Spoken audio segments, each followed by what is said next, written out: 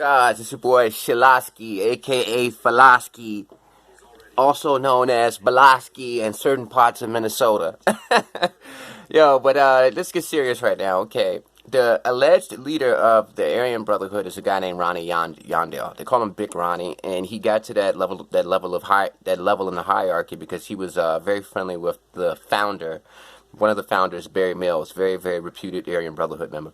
All right, so Ronnie Yandell has he's basically trying to position himself as a criminal justice reform activist from within the walls. He has a life sentence, and I think a couple of years ago he was inside the SHU, and he was organizing hunger strikes and things of that nature. He was doing things to kind of alleviate the pressure in the SHU, the administrative segregation of the prison.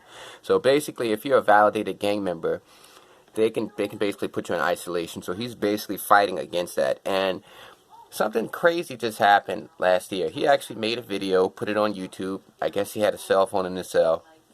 And he said, hey, I'm putting an end to racial hostilities. The Aryan Brotherhood is no longer going to be racist. And I don't understand that because the whole basis for the Aryan Brotherhood is racism, you know. Even though there's a lot of hypocrisy involved with that because they do sell drugs with black gangs, they are friendly with Spanish gangs. Basically, I think that the racism element was like a psychological tool used to manipulate the members into thinking with one mind, so to make them easily controlled.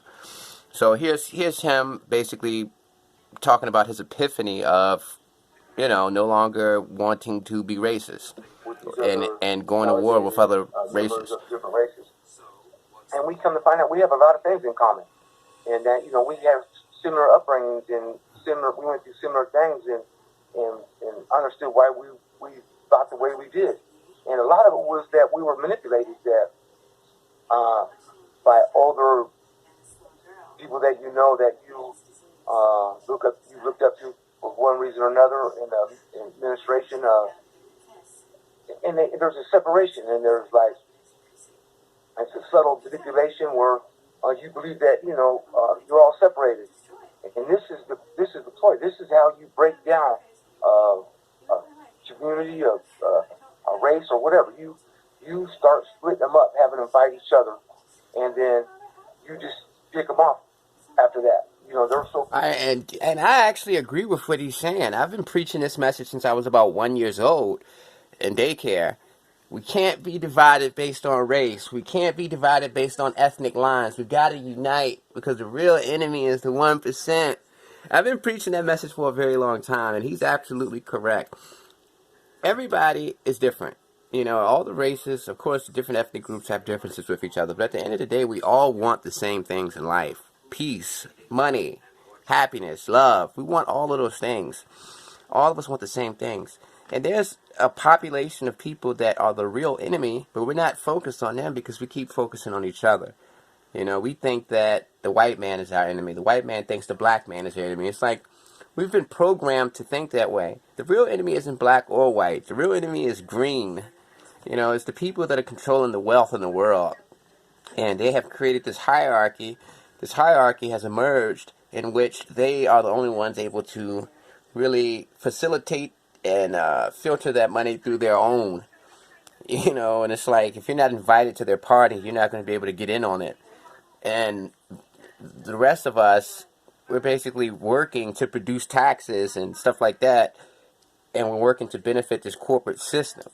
So white, black, everybody needs to unite to fight the real enemy, which are the people that are controlling the global wealth in this country. And they're manipulating us into fighting each other, and they're making us think that cultural wars are the real wars. No, a cultural war is not a real war.